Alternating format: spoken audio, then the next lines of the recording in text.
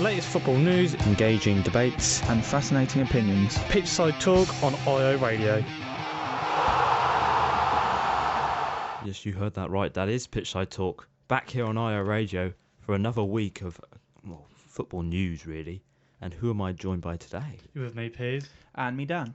So, guys, what are we going to be talking about today in the show? So, speaking about the Nations League. We're going to be talking about the Women's World Cup. And transfers. One's going to be crying and one's going to be smiling. I'll let you guess who it could be. But no, how have you guys been doing? Long time no see. 2 weeks off. I know, it's been good. I mean, the weather's not great, but apart from that. Yeah. And the national team. But apart from them. Yeah, let's not talk about them. I think we need to play a song before we talk about the Nations League and see, was it successful or not, really? I don't think it was it really? No. Nah. Stay up to date with the latest footy news. Pitchside Talk on IO Radio. Yes, you did hear that right. Stay up to date with all the latest footy news here. Pitchside Talk on IO Radio. We're back again after a little week off because it was coming home in the Nations League. Did it though? No. I've been saying it for months that they were going to win it. Yep, we all said it. We were going to win it, but never happened, did it? Well, we should get on to the Nations League, and I think we should start with the first match that happened on Wednesday, which was Portugal versus Switzerland. Yeah, I mean, and a very good game, especially for the main man, Ronaldo. His last goal was absolutely amazing when he turned it in and slid it underneath the keeper. I mean, Portugal looked like a really good side. They won the Euros, didn't they? And then there was that cup in 2017. I'm not sure what that was. Like, there's like that Confederation. Not Confederation. Yeah, it's Confederations. I'm pretty sure they won that as well, didn't they? No, Germany did. No, Germany, yeah. They won something in 2017. But Portugal look like a really good team at the moment, I feel. They've done very well against the Netherlands. Yeah, I was surprised about Portugal because going into tournaments like this, you don't think that they're going to be a team that are going to win the tournament. No, I think the Euros was a massive surprise. I wasn't expecting them to win that at all. Well, they sort of had their golden generation back in 2004, and they lost to Greece of all teams in the final. It seems like this is the new... I wouldn't say it's a golden generation. They're just a really good team, aren't they? With players like Ronaldo and Bernardo Silva, who got player of the tournament. They just look really, really good, which is really surprising. We could say they're going into their new gold generation with Johan Felix coming in and Bruno Fernandes, who's made a big impact, and Neves. So they are sort of entering a new golden generation. Think about it. Yeah, they're a very good side.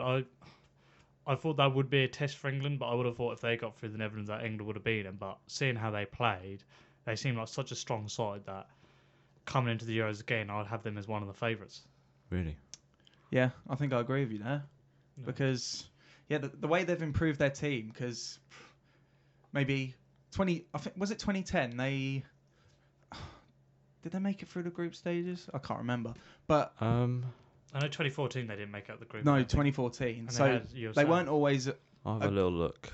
A great side. So coming into these tournaments, they won the Euros, won the Nations League. I reckon they can be confident going into the next Euros next year. Yeah, what other teams they really got to worry about? I don't think England will quite be there unless they have a couple more changes. But all they've got is France and Germany to worry about, really. Yeah. And I mean, they beat France anyway. Yeah. In their own backyard. Well, in 2010, they lost in the second round to the winners, Spain. Yeah, that was the year where they beat North Korea 7-0. Okay, yeah. And it was the one where North Korea scored against Brazil, and it's like 3-1, and they showed it in North Korea like this big, like it's gonna be all great, and then it didn't turn out well. Yeah, and then let's have a look. In 2014, that's gonna be 2012. I've lost it now. 2014, I'm pretty sure they had the USA in their group, didn't they? They had Germany. I don't think they did qualify. No, I can't remember. I remember they didn't do very well because I remember there was a lot of stuff around Ronaldo, wasn't there? And he wasn't happy at all. Yeah, I don't think they did. It's only telling me about the groups. No, they didn't. But apart from that, I mean, they're an amazing team now. Just like the Netherlands are a really good team at the moment, I feel, even though they didn't qualify for the World Cup, did they? I don't even think they qualified. No. The last time they qualified was 2014 World Cup. Yeah, when they got to the semi-finals, didn't they? And they weren't in the Euros because they got knocked out by, I think it was Ireland in the end. But they're a good team now as well. But there's a big talking point in the Portugal-Switzerland match, VAR. So one end, Switzerland had a foul which wasn't given as a penalty or anything. The VAR started looking at it. Portugal went down the other end, and they got, I think, Bernardo Silva got fouled, and the ref gave it for a penalty there. But then that was reversed, and then Switzerland got a penalty. Does this VAR stuff need to be cleared up? Because Well, it's a bit controversial, really. Yeah, it does need to be cleared up. This confusion, it's good. I feel like it's ruining the passion of the game. I feel like if something big happens in a match, you can't assume that something's going to happen. Yeah. It's always going to change with VAR. So with things like this, and obviously it needs to be quicker as well. The decisions take forever to, they take forever to decide. So yeah, I think it definitely needs some improvement, definitely. But it can work, I think. In a penalty situation, it needs to be stopped straight away because then you get stuff like that happen. I understand with offsides that happens, but like you were saying, Dan, you can't even celebrate as a fan. If someone's so tight on the edge of the last man, you worry a little bit like, oh, I've got to wait for VAR to check.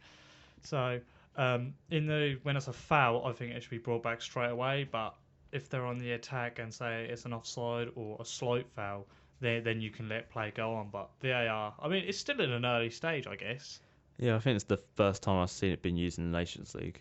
And it's sort of coming in. It's coming in this season, the Prem, and they're sort of making preparations for that. I know there's I think the teams that play in big stadiums have big screens. They'll show the replays on there. Yeah, a place like White Hart Lane would be quite good, wouldn't Yeah, it? but I don't know how it works in sort of the older stadiums like Anfield and Old Trafford because they don't have big screens. They have the little the thin little ones. scoreboards. Well, they've been doing it in Syria, haven't they? I don't think they've got many like big commercial stadiums with the big screens. So I'm guessing it's worked all right. I don't know if they're keeping it or not. I know they had it in Germany, and I think that went well there. Yeah, I think it's going to happen regardless whether people will like it.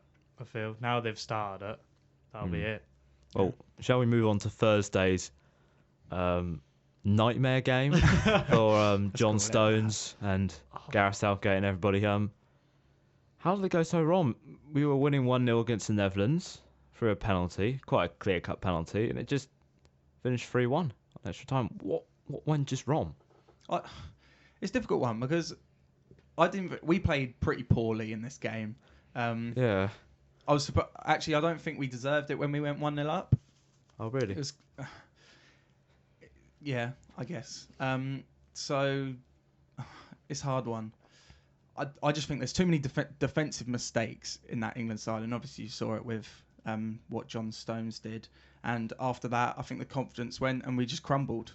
I think that's kind of what happened. Yeah, I think it's hard for the England players. I think they have to play a lot. You got to think these players, people like Raheem Sterling probably has played like 40, 50 games this season. You've got to play the League Cup, the Premier League, the FA Cup. They've got to play the Champions League. And there was Henderson, Ali, Barkley and Kane have all just played a major finals, the Champions League and the Europa League. And then they've got to come over, regroup and play these other games against teams that have been refreshed. I know Van Dijk and Wijnaldum played in the Champions League final. They played. I was like, what are they doing playing? But they don't. These England players must be tired. But I mean, that doesn't excuse the mistakes from Stones and Barkley. They were bad errors. But I mean, England come back and won 2 out of 2 pins now, and then they come third. And Spoko, with this sort of defensive errors, does Gareth need to change his setup to sort of counter these defensive errors? Because it's the second time this has happened now. The second time we crashed out the semi-finals of a major tournament. Yeah, it has been silly mistakes both times, even against Croatia, wasn't it? I don't know what he can do. I mean, England looked pretty flat altogether, to be fair, this game. I don't know if that was to do with tiredness or just his system, but I mean, the players we've got at the back are very good, I believe. I feel like the England back four is very good, but Trent didn't play, did he? No, he didn't. I feel like he's somebody who probably could have played. I mean, Maguire and Stones, I don't think Stones has even played that much this season. No, he's been a bit in and out. I think Company's played more than him. Yeah, I don't know. Was Kyle Walker fit? Because I would have preferred to have him at centre-back. I think he played full-back. I think it's Chilwell on the left. Yeah. But I wouldn't have played Chilwell either, really. No, I think it's the lineup. The midfield going into the game, I was like, what is that? Because it was Delph, Delph is something. Barkley and Rice, wasn't it? Yeah. That's just... No, I don't like that midfield. So maybe that's something to do with it. But yeah, maybe a change of setup might work. I don't know. It was too experimental, I think, going into the game. It was good when he did it in the World Cup, but I think now we had to sort of prove ourselves that it wasn't a fluke, but I don't think it went very well. No. Well, and also how impressive did the Netherlands look? Yeah, really good, really good. I thought Depay looked really, really good. I think he's had a horrible time at Manchester United, and I think some Premier clubs should be looking at him. I mean, he's talked about the 5 clubs he'd go to the other day, and he put Chelsea in it. So once the ban's over, I heard a rumour he was flying off to Liverpool or something, and I was just like, what is this? I don't want him. I quite rate him, so I wouldn't mind. But Netherlands look really good. They've had a complete rebuild, a bit like England, but they lost in the final, unfortunately. Yeah, Holland have improved a lot. They weren't great a couple of years ago. No, they were quite flat. Yeah, they were flat. They didn't qualify for the World Cup and the Euros. So yeah, they've improved a lot. I think they've got quality now with Depay, obviously. They've got Van Dijk, who's probably the best defender in the world right now. And then you got De Ligt, who is De Ligt as well. Yeah. hot. Very. 1 week they say he's going to Barcelona, 1 week they say Liverpool, and then the next they say Manchester United. I'm Yeah. like, Man U, no. I've got another rumour for later in the show. Have you? Oh God, he's going to say Chelsea, isn't he? So yeah, I think Holland can be confident going into the future as well. Really? Yeah. Well, shall we move on to the third place final, which was played on Sunday? That was quite a bit meh. England won a penalty shootout, 2 out of 2 now against Switzerland, but that game's just so boring. Once wasn't it? again, England just looked a bit flat. Didn't have that flair that they had in the World Cup, I don't think. I mean, maybe it's the tournament. Maybe it's because it's a new tournament and nobody's really taking it seriously. And these players, they must be tired after all these games. But it was good of England to finish third place. I mean, I don't know the last time that they have actually finished that high in a tournament. I think it was something like 1995, wasn't it? Or I don't I know. don't think when they it was. have a third place one in the Euros, do they? no, I don't believe so. It might be Italian 90 then, but Yeah, but I mean, apart from that, so that's a positive we can take from it. But now we need to prepare, because in the Euros, I think England do need a challenge and do need to try and win it. There's no point going out there after what we've done in the World Cup and try and just have fun. It's time to actually try and win something now. Yeah, I think finishing third in the Nations League was good, but going into the future, this isn't something they're going to remember. no. It's not going to be a massive thing, is it? Nations League was a bit meh. I didn't really take much notice of it, to be honest. And it was good to win a penalty shootout. I'll just say Pickford's penalty. That was good. that was so good. I don't know where that came I from. quite like Maguire's one because he Yeah, actually Maguire's meant as that well. one. He was Yeah. like, bang. I was like, Yeah. whoa. Defenders and goalkeepers should always be on penalties. Always the best ones. But no, we're finishing third in this one, and then last season we finished fourth in the World Cup. Is this sort of a good step in the right direction? Or are we just stuck in the same boat again, really? I do Like- think it's a step in the right direction, because 2014 World Cup we didn't even make it through the group stage. Oh, 2010 we lost to Germany, although yeah, we're not going to No. Yeah, let's not talk about that. so yeah, it's obviously been and Euro 2016 as well. Forgot about that. Iceland. Iceland. So yeah, Gosh. to finish in the semi-finals of the World Cup and finish third in the Nations League, obviously it's a step in the right direction. I think. Yeah, I do agree. I think it's good, but I think they should have gone for more. I Really? think Southgate should have played his strongest team possible against the Netherlands. But I mean, third place is still good, and for us to beat Spain and Croatia anyway in our group to get there shows that we have improved, especially against 2016 with Roy. That's good to hear. Well, the final, Portugal won against the Netherlands. There's nothing much really to report about. It's a quite boring final. Yeah. Yeah, the whole tournament has been really. Well, it's quite funny because I think the team that wins the tournament automatically qualifies for the Euros. But Yeah. Portugal won the Euros in 2016 and they won this. So who qualifies now for the Euros? I don't know. Does I don't know. Netherlands get it? It's not like when you win the League Cup and if No. you're already in Europe, you give it to them. But No, I don't know how it I works. don't know. So final question is, was this successful or was this just an absolute complete failure? Because it was literally friendlies, but with a cup at the end, wasn't it? Yeah. I don't know if it's. Oh, I don't know. I don't know if it worked or not. That's the thing. Yeah. If England won it, it would have been a massive Yeah, yeah. success. It would have worked if England won it, but I didn't really want to watch it. I wasn't invested in it, and I think that's the thing. If fans aren't invested in it, then it's a failure. yeah, it's just a glorified friendly, isn't it? It's just like the Community Shield. I think maybe in the future it might be, but for now, I don't rate it. Don't rate it. I never rated it whatsoever. I was like, what is this thing?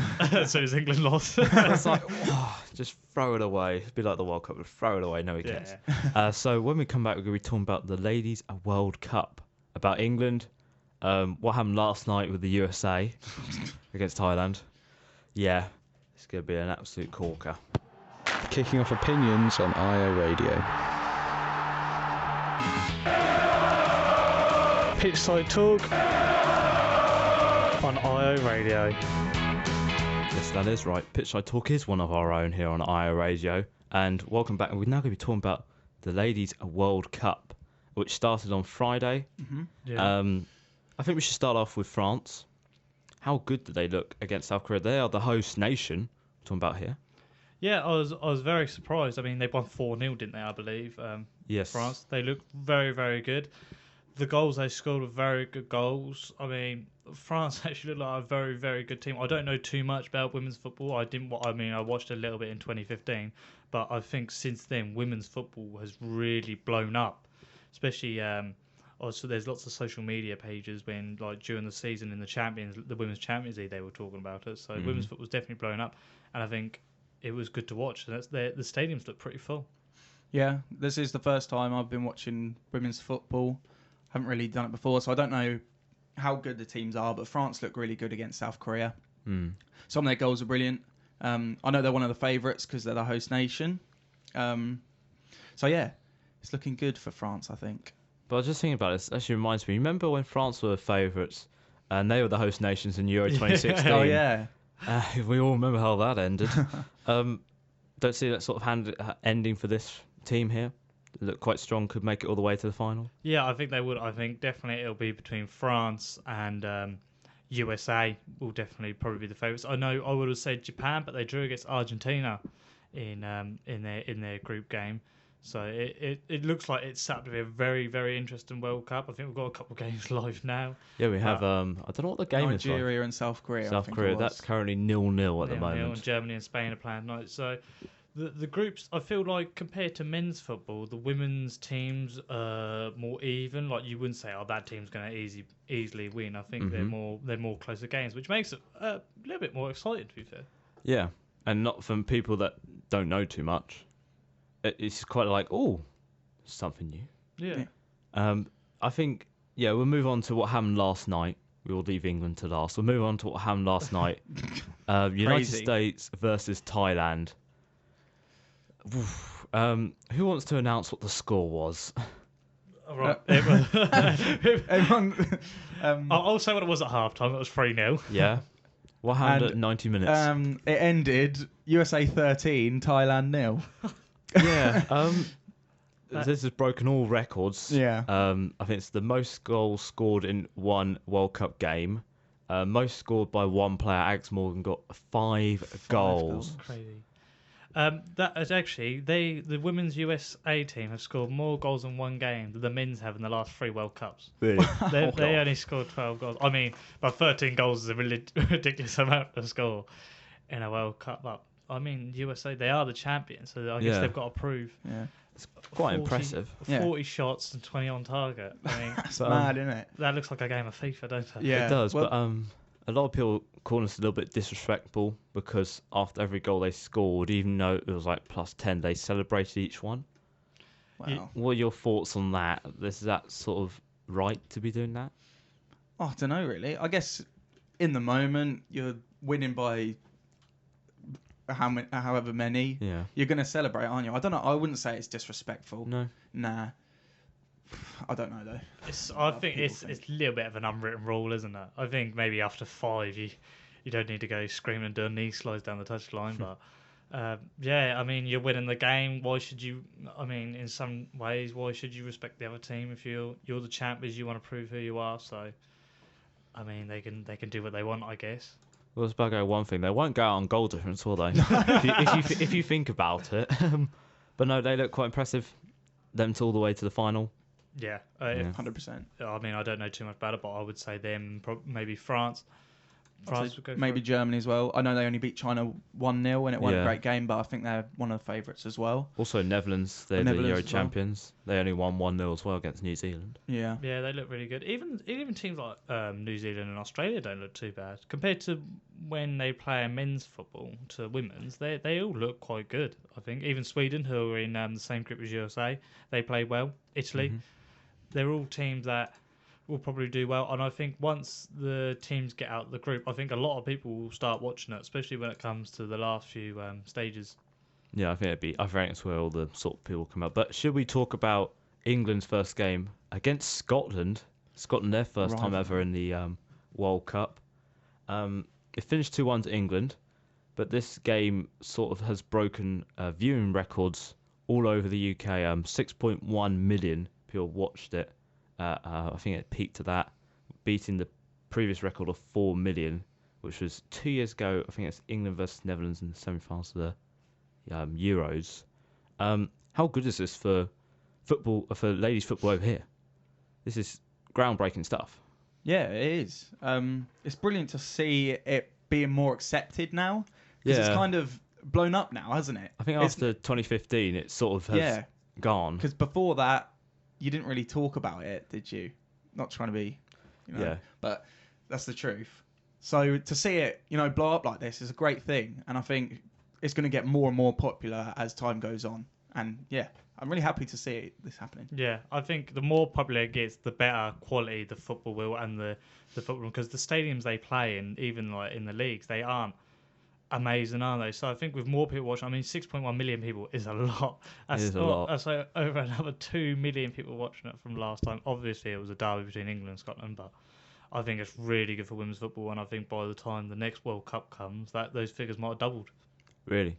Well, this is shown on BBC One, so it's on free to air. They are playing again on Friday against Argentina, and there is rumours apparently that's going to be broken again, especially if England win, because they'll go through. Should we talk about the game?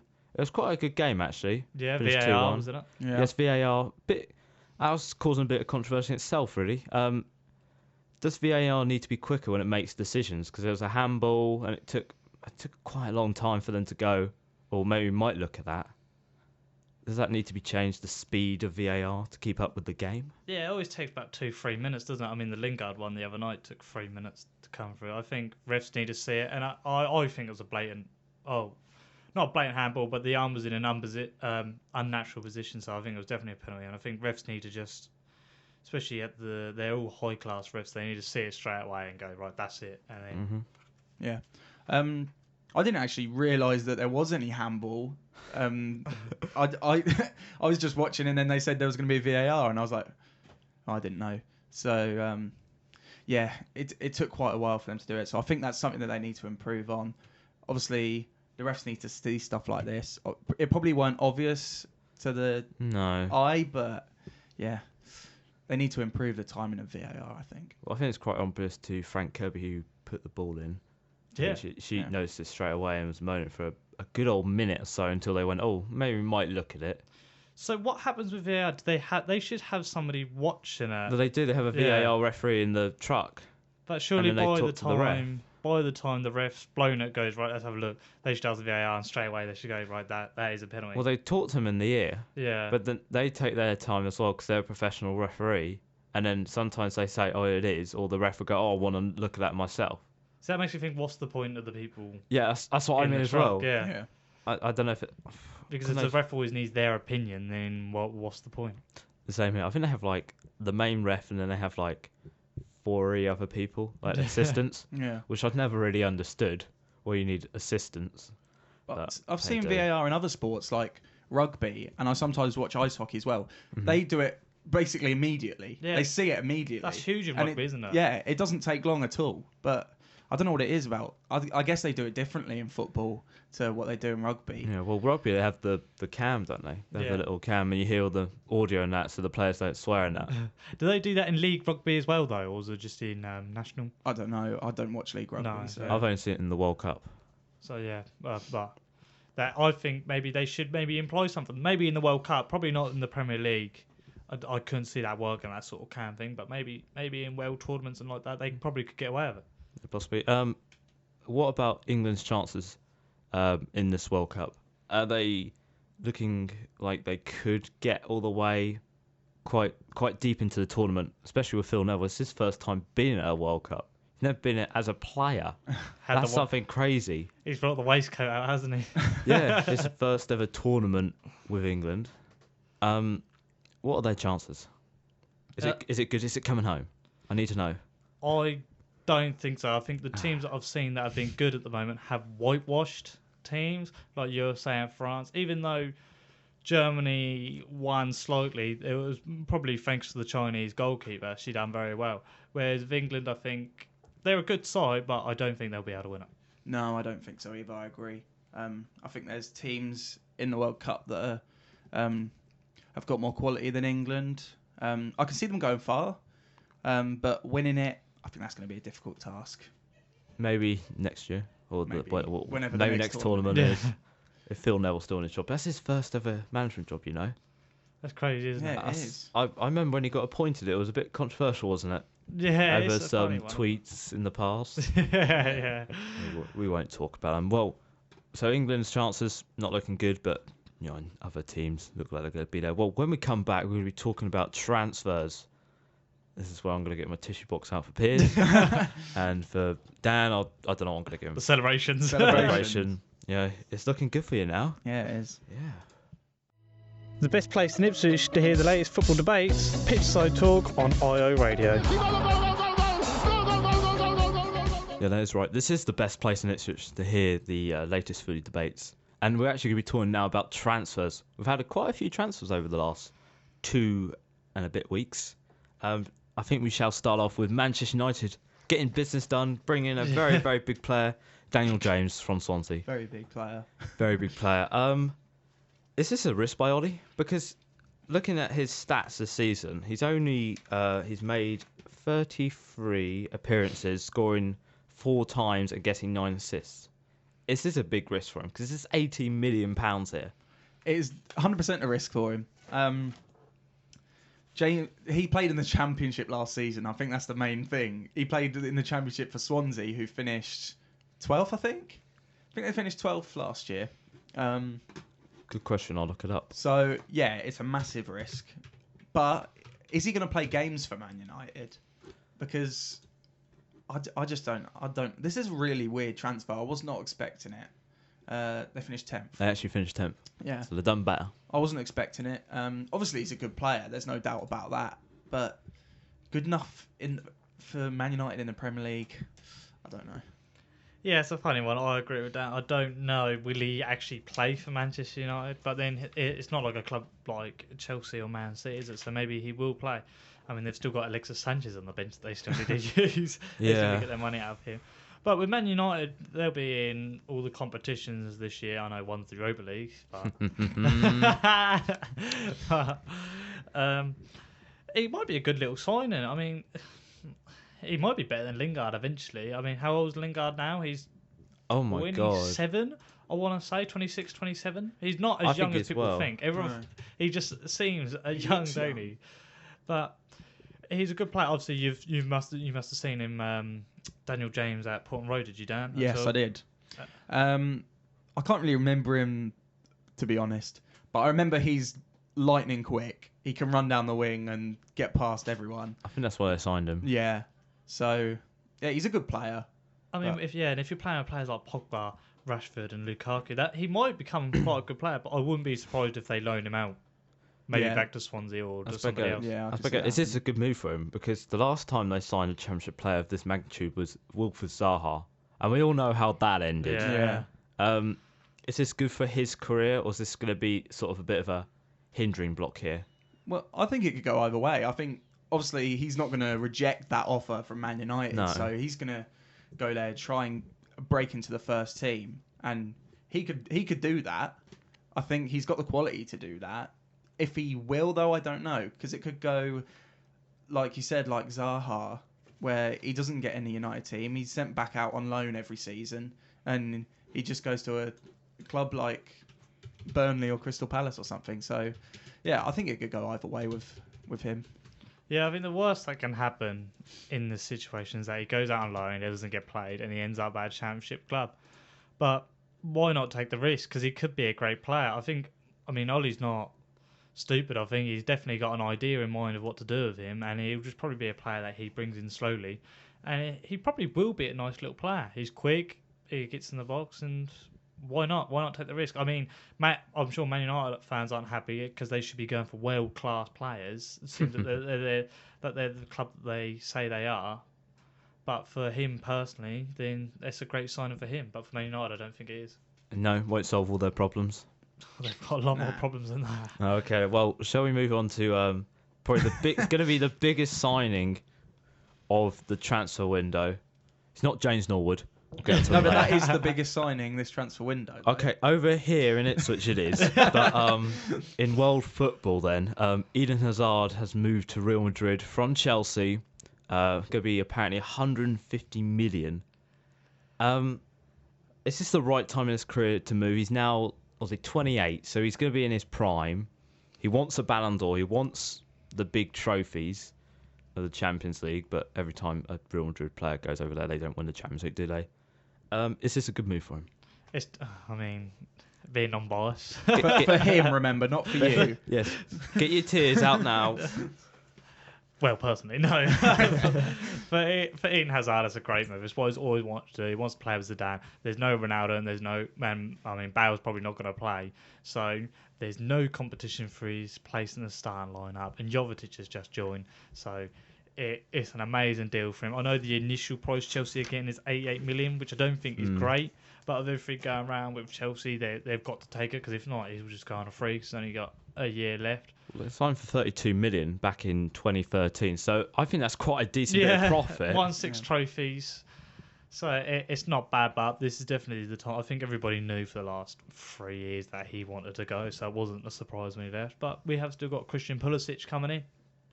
Yeah, I agree. I think it's the perfect move for him, going to Real Madrid. As you said, he's not going to get any competition for the starting lineup, is he? So, yeah, it'll be perfect for him, and yeah, I think he'll do well there. The only thing that worried me is that because we've got Pulisic coming in, he's had 30 games this season for Dortmund, 7 goals and 5 assists, but he's only 20 years old. And they spent 60 odd million, something like that, wasn't it? Yeah, it's a lot. I mean, I know we've got the ban, but maybe in January they should have tried to eye up a couple more players coming in and got deals done early. Because, I mean, we've got Hudson-Odoi who's 17, 18, but there's no world-class players there, is there? I mean, Higuain will be leaving soon. And we've lost Hazard, our main man. Ruben Loftus-Cheek is out. So it's going to be really hard for Chelsea now. Has Hazard had a successful time at Chelsea? Because his stats are, he's been there 7 years, which is actually, I'm quite surprised he was there for 7 years. Doesn't seem like 7 years. He's does it? played 350 games, scored 110 goals, 92 assists, 6 trophies, 2 Prems, 2 Europa Leagues, 1 FA Cup, and 1 League Cup. That is pretty good, isn't it? He's Chelsea's 3rd highest goal scorer behind Drogba and Lampard. And this season, Chelsea scored 63 goals. Hazard got 16, which is 10.8% of Chelsea's goals. That's a lot of goals going out the window straight away. Yeah. Yeah. I mean, he's had an amazing time at Chelsea. He's single-handedly won games, won Premier Leagues for us.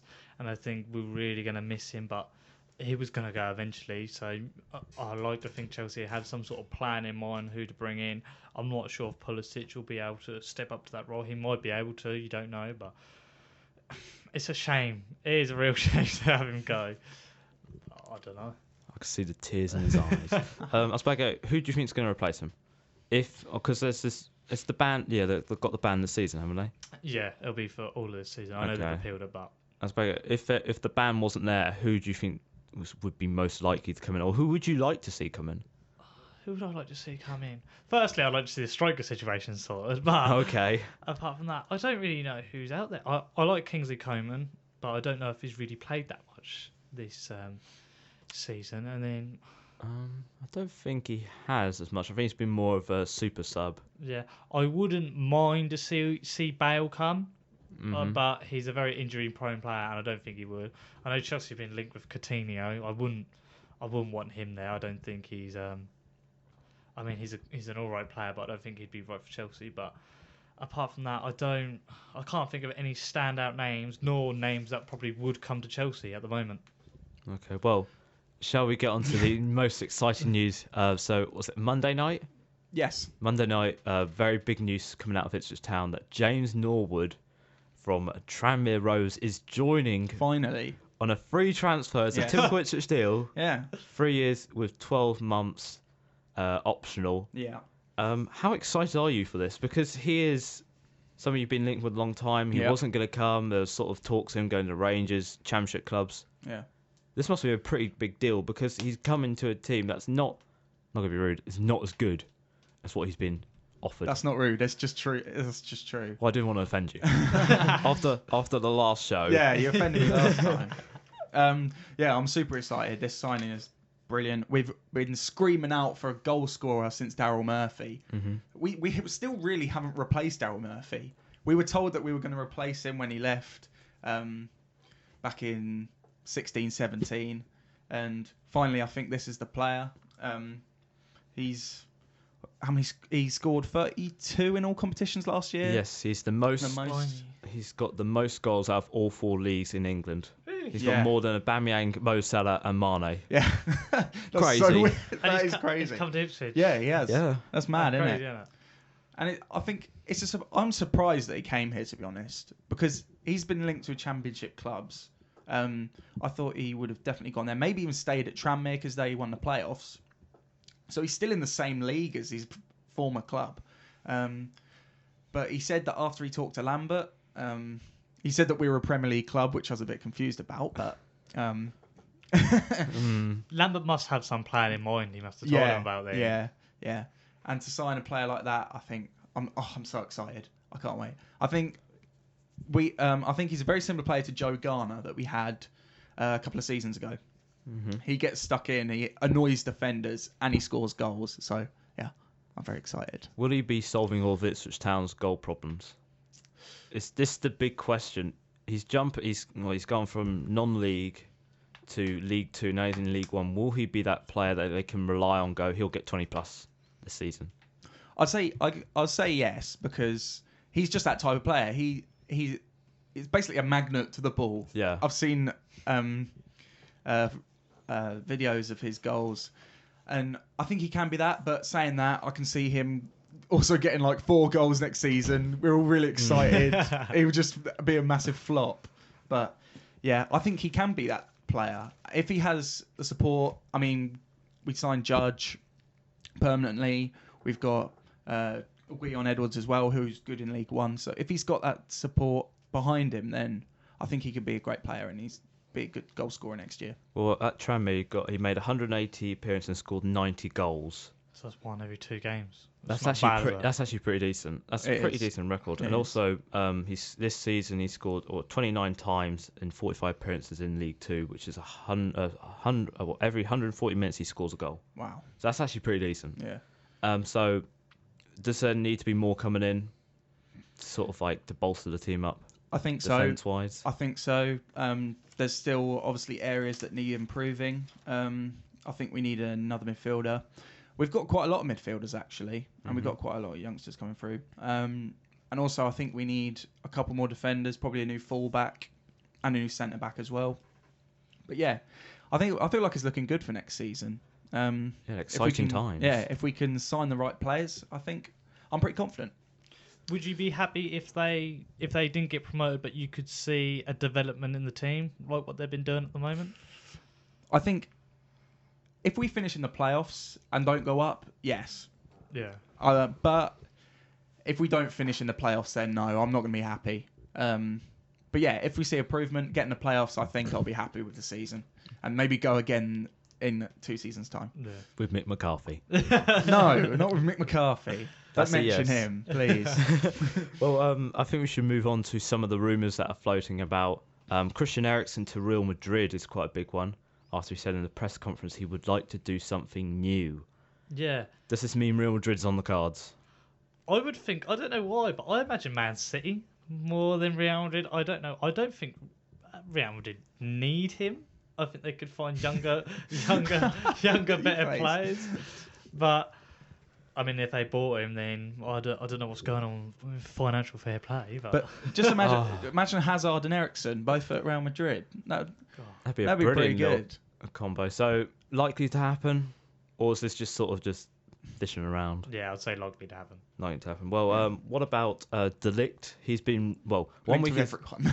he's linked to go to Man U, and then there was Barcelona, and now it's Liverpool. Which team do you more likely see him to go? Liverpool, I'd say, just because of all the other stuff we're doing Oh, there. thank you very much. I'm sorry, but I'd say I can see him going to Barcelona. That's all right.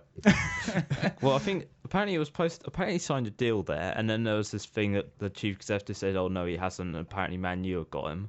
I just thought, why Man U? Yeah, why would he go to Man United? That's what. That's that's downgrading, not to be Yeah. rude. It's because they're just good at photoshopping his face on the main line. And should we talk about the last one, which is Max Aarons? Today, that Manchester United have joined the race to try and sign him. Boo. Well, we had a. Yes, I know you like him. Well, they were Man U were linked with Wan-Bissaka, but that's sort of died down a bit. I think they want 50 odd million for him now. But what about Max Aarons? He's linked to go to Man U. Chelsea is one of them I saw, and also Arsenal. 15 million for a player that's done 43 appearances, 3 goals, 6 assists, and 12 clean sheets this season with Norwich. Is that going to be money well spent? I think that would be a good signing. I know you've seen him, Dan, so Yeah. I'm sure you'd know more. But Wan-Bissaka had 39 appearances, no goals and 4 assists. So they've got similar stats, and they probably could save a lot of money. Yeah, I agree. I think that'll be a good signing. I think if they sign Max Aarons, they use him more than if they sign I need to say David James then. Daniel James. Yeah, I think if he goes to Man United, that'll be a good signing. And I don't know if they'll sign Wan-Bissaka, but if they don't, then I can see Max Aarons playing quite a lot of games next year. I don't get why they're so interested in Championship players. No, that's a bit weird, isn't it? If you're Manchester United, I'm sure the fans won't be happy. You want the best players in the world. I know they're not the team they were a couple of years ago, but Championship players. Yeah, you want them sort of like the Galacticos sort of Yeah. names. Well, technically, he's a Premier League player. Well, yeah. It is now, yeah. Yeah, I guess so. But does this show now that big teams now put more faith in youth and people coming up from the Championship? Because we had James Maddison who went to Leicester. He's done quite well there. Yeah. I'm trying to think of other Championship players that have done quite well at Premier League teams. Ooh. Danny Ings. Yeah. Jota did quite well at Wolves in the Championship, signed permanently, and then done quite well this season with Wolves. Yeah, I guess you could count almost the whole Wolves team anyway. Yeah. Yeah. Very Coming much. up. Ruben Neves, yeah, everybody, Woody Body. But I feel like they were technically Premier League players back then anyway. I mean, Yeah. when they signed all their players, I was like, Wolves are going to easily win the league, and they did. So, yeah, I think Wolves were an exception. yeah, probably. Okay. Yeah. All right, that's good to hear. Well, I'd have to say that's quite a fascinating debate, wasn't it, guys? Yeah. Direct from the penalty spot, you can't miss it with Pitchside Talk on IO Radio. Pitchside Talk, footy debate from the Premier League Outback. Sorry about that little blank of silence there. I pressed the button and it didn't go. Oh, it's absolutely true. Technical difficulties. Yes, like Ipswich Town season last year. Yes, thanks. It's all right. At the back, especially. Welcome back to Pitchside Talk here on iRadio, the show where we just brutally, honestly, just tell Dan how bad Ipswich are. Or were. And then I cry. Yeah, you cry. So we've got just a quick, well, near the end of the show, but we've got just a quick little few bulletins. John Woodgate is set to become the new Middlesbrough manager. Good move? No. Okay, simple. Good move? I don't think so, no. No, I've heard a rumour about Rafa Benitez is going to go back to Chelsea for his second spell, leaving Newcastle. As you as a Chelsea fan, do you like that? Like I said to you again, I don't think it's the right move. I think no. No, not at all. Nah, I don't think so either. Well, we're at the end of the show now. With the referee's about to blow his whistle for full time again. He's very good at blowing full time at an hour mark, isn't he? Yeah, no extra time. No extra time. No VAR as well. So, well, I don't know what we've got coming next week on the show. Probably the World Cup still going on, more transfers, and probably some big news. Probably some manager news, possibly. I reckon we'll have some news about Rafa Benitez's future at Newcastle. Sorry. Or we might actually talk about a Premier League team. Yeah. You never know. Well, thanks for listening to the show. We'll see you next week. Yeah. And ciao. The whistle has been blown for full time. Tune in next week for another jam-packed show.